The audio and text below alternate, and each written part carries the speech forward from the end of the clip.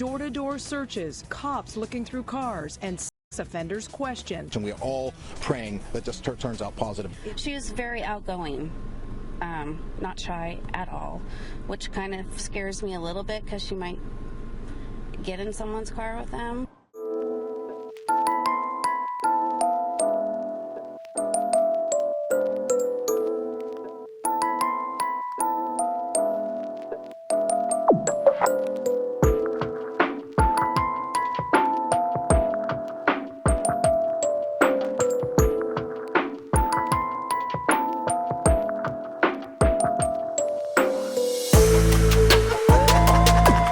Welcome or welcome back, and thanks for being here. I'm Cassie, and this is A Wicked World. The story I have for you today is about a 6-year-old little girl who went missing from her bed one night, and the circumstances surrounding her disappearance were rather suspicious. This is the story of Jenise Wright.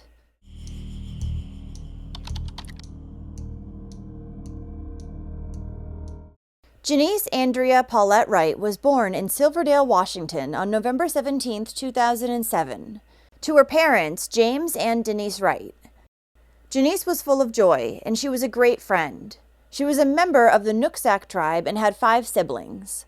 Jenise was sassy and outgoing. She loved the color purple, playing at the park, baking pies with her grandma, taking pictures on her iPad, and going out to get ice cream cones. The 6-year-old and her family lived together at the Steel Creek Mobile Home Park in Bremerton, Washington. On the night of Saturday, August 2nd, 2014, Janice's parents put her to bed in her shared room with her siblings. But the next morning, when they woke up, they discovered that the little girl's bed was empty. Yet for some reason, 911 was not contacted until 10 p.m. that evening, about 24 hours since the parents had last seen their 6-year-old. And when emergency services finally was called, it wasn't even James and Denise who contacted them. It was a neighbor who made the phone call. The parents claimed that they had not been worried up until this point because Jenise regularly left the home on her own and wandered around the neighborhood, which to me makes no sense. She's 6 years old. My daughter is 6 too, and if I didn't know where she was for a few minutes, I would be panicking, never mind almost an entire 24 hours. But Janice's family believed that she was safe because, as they said, there was a fence up around the trailer park, and the owner had run background checks on everyone who moved in. So Janice, she would wander around, or it's a nice neighborhood. I assume she probably spent... This is an excellent neighborhood. Yeah. I trust my park managers to screen the tenants as they say for the lease. As per the lease, everyone is screened to live here for residency. I'm more than sure there's some individuals that I've been informed of today that have slipped through the cracks.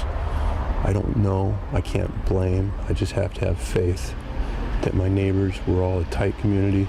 Everyone knows Janice, everyone. She is a social butterfly. She's the youngest, she's a spoiled little brat. And she's the princess of the household. She gets her way most times than the others, and the older ones can't stand it because she's the last one. See? Once police were finally called into the scene, they immediately began scouring the mobile home park where Jenise lived.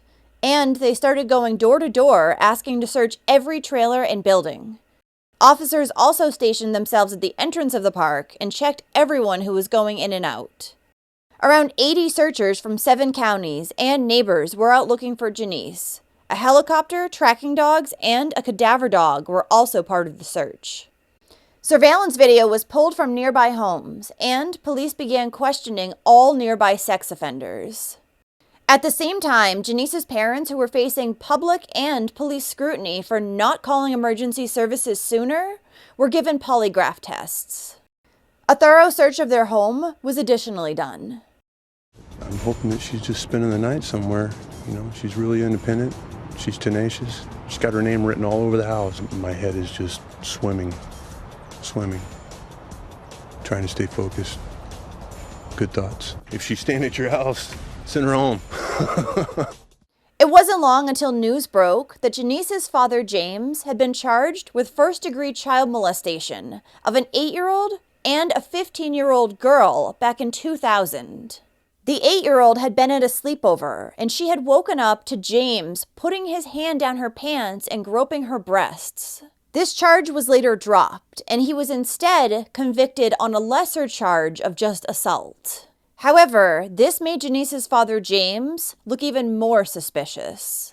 Now, even though the community where Janice and her family lived was known to be safe, neighbors still thought that the girl's parents felt a bit too safe with letting her wander around. One neighbor said she had woken up a couple years prior to find the then 4-year-old Janice standing in her front yard with nothing but a man's shirt on. Another neighbor recalled seeing Janice walk around barefoot from early morning to late at night, often all by herself. Because of this, many people in the neighborhood would watch out for Janice, and they were also very worried that one day she would run into the wrong person. You know, we live in a pretty safe neighborhood. A lot of the kids do play with each other, but normally they have to check in.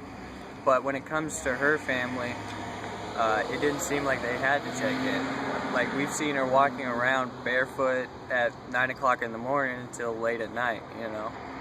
And it's been like that for a couple of years. I don't really know the whole situation with the family, but if it was me and my kid, I definitely wouldn't allow her to roam around as free as their children were. And I mean, I'm not trying to bash the parents or anything, but that's just my own personal opinion. In a statement, the police deputy announced that there was no evidence that Janice had been snatched from her bed, as there was no sign of forced entry into the home. Then, some witnesses told detectives that they had seen the little girl at the park on Sunday morning, which raised the possibility that she had been taken while she was outside. Neighbors said that Janice was such an outgoing and friendly little girl that she would have talked to pretty much anyone, and had someone told her that they had candy or a puppy in their vehicle, she would have gotten inside. While Janice's parents were not officially named suspects, child welfare workers decided to remove the girl's 8, 12, and 16-year-old siblings from the home following her disappearance. The children were then sent to live with their maternal grandmother. Then, on August 7th, 4 days after she was reported as missing, Janice's body was found. At 4 o'clock today, the Kitsap County Coroner's Office and Coroner Greg Sandstrom notified the investigative team that his office has made formal identification of the body that was recovered Thursday morning. That is the body of Jenise Wright. Canines discovered the first grader lying underneath a small wood pallet in a muddy bog that was in the woods next to the mobile home park where she lived. Searchers also found a duffel bag on top of the wood pallet. They had earlier discovered Janice's shorts and underwear lying about 15 to 20 feet away from her body. It appeared that Janice had been moved to this area about a half an hour to 3 hours after she died. An autopsy would later reveal that she had been SA'd, strangled, and had blunt force trauma to her head, which had resulted in multiple skull fractures. Her death was determined to be a homicide. Janice's uncle, Herman Almohera, spoke publicly, and he said, "You see it on the news, and you never think it's going to happen to you and your family. It's just devastating. Don't even try to imagine it." Amanda Hurst, a mother who lived near Janice, organized a memorial prayer for her at the Crossroads Neighborhood Church.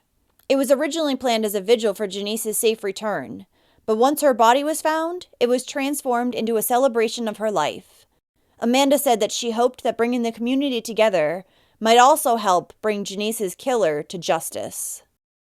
At first, authorities had no clue as to who had killed Janice, and they began asking if anyone had seen someone wearing a very muddy pair of jeans or boots. Who may be responsible for the disappearance of Janice, we believe will have mud on them. The term covered in mud is one of those things that we would use lightly because we don't know how much mud they may have on, but we say it's a significant amount. They're going to have muddy footwear, whether they're shoes or boots. They have muddy pants and quite likely muddy shirts. All right. If you know somebody who had or you saw somebody who was covered in mud, or you know somebody who had a favorite item of clothing or shoe footwear that they have disposed of, that's something that the investigators need to know and would like to talk to you about that.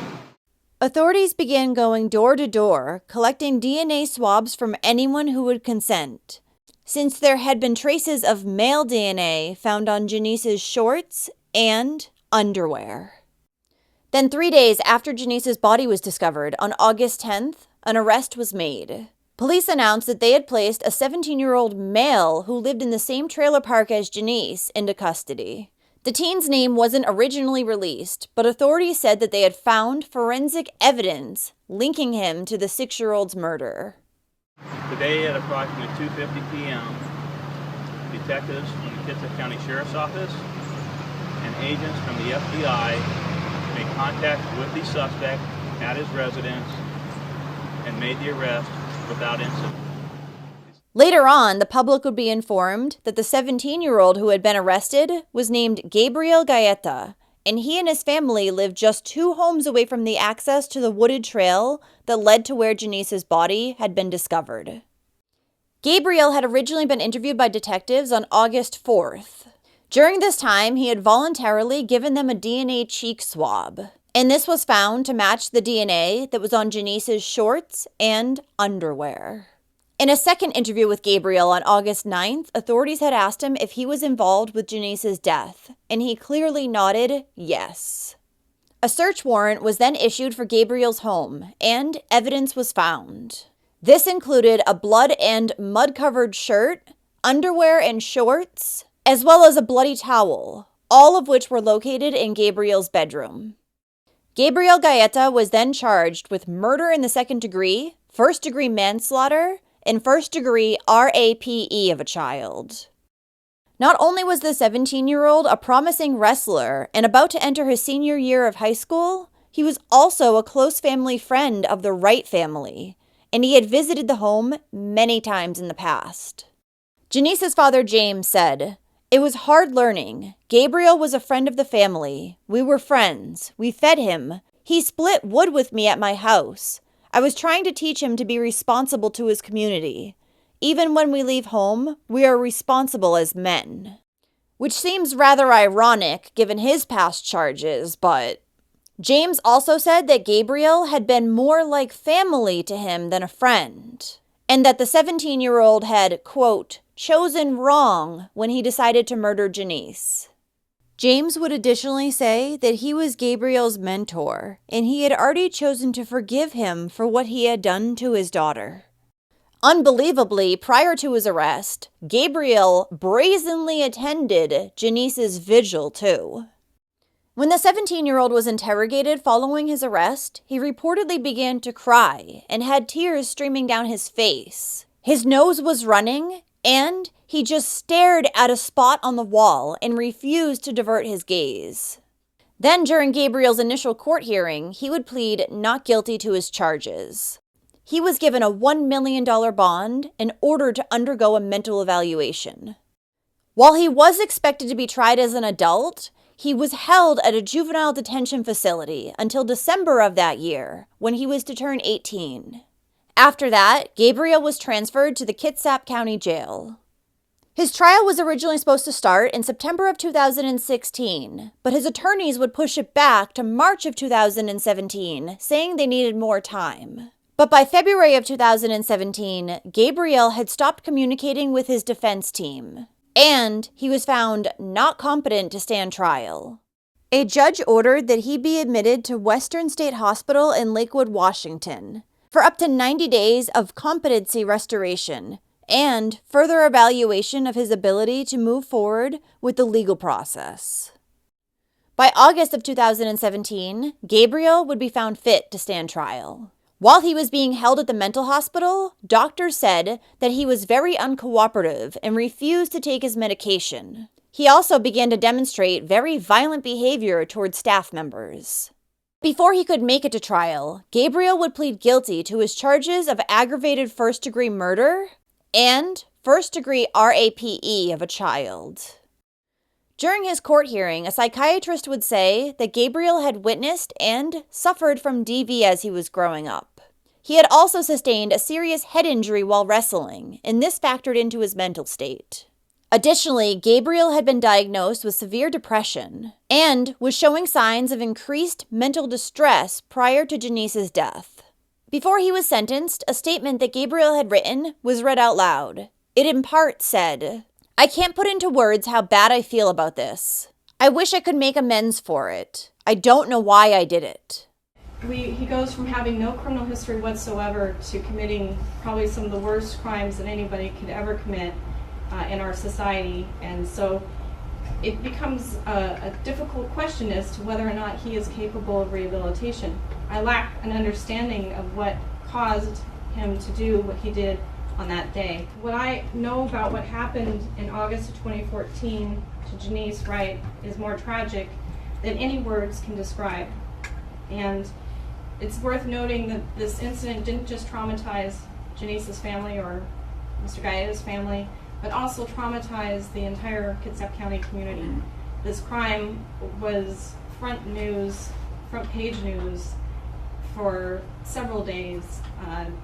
The community as a whole was shocked by this case, was traumatized, and I think to this extent probably still remains traumatized by this case. The judge would end up sentencing Gabriel Gaeta to 40 years to life in prison for Janice's murder. He will be eligible for parole when he is 57 years old.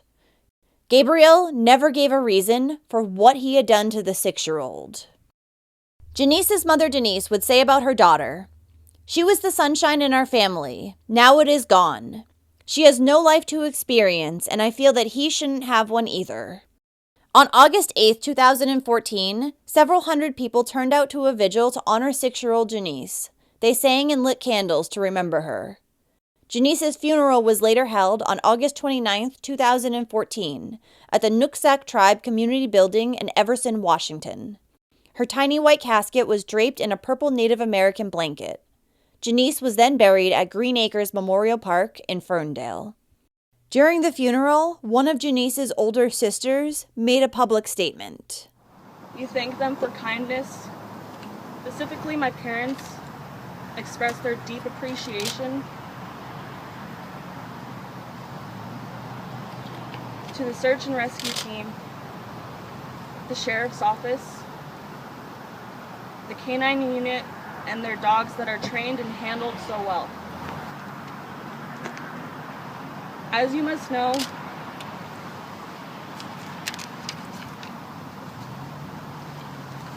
this has been something that is the deepest heartbreak and challenge.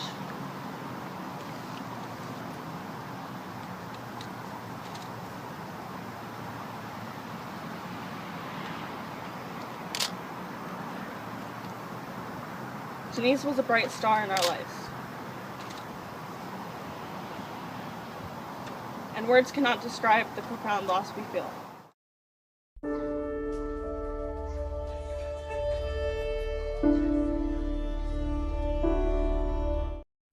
Well, thank you for listening to Janice's story today. As a mother to a 6-year-old myself, I just don't understand how her parents could have let her wander around this trailer park all by herself, and how they went almost 24 hours without seeing her before they realized that something was wrong. It's just unbelievable to me, and had something not happened to Janice this time, it likely would have in the future, since her parents were clearly being neglectful. How do you feel about this case? So if you like true crime and you want to hear it from me, then don't forget to hit that subscribe button below. And turn on your notifications too, so you'll know when I upload a new video, which is at least 2 times every week. Thanks for watching A Wicked World today. Until next time, take care guys. Bye. Thank you to all the patrons of A Wicked World. Now, there's even more of A Wicked World on Patreon, so check it out on patreon.com/awickedworld, or use the Patreon app. You'll have access to exclusive videos each month and more. Any support truly helps to make sure the victims are never forgotten and to highlight the shortcomings of society associated with each case. Do you have a suggestion for a story you'd like to see me cover? If so, send me an email to awickedworldtruecrime@gmail.com.